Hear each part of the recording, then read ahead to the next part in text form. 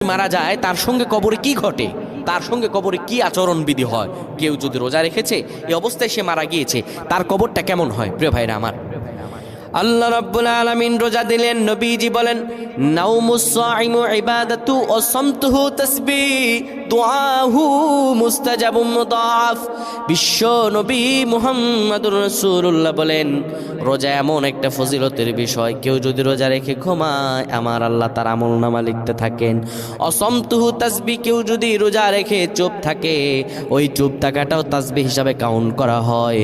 দুআহু মুস্তাজাবুম মুদাফ, আল্লাহর কাছে কেউ যদি রোজা রেখে দোয়া করে, দোয়া করতে দেরি হয়, আমার আল্লাহ তার দোয়া কবুল করতে দেরি করেন না।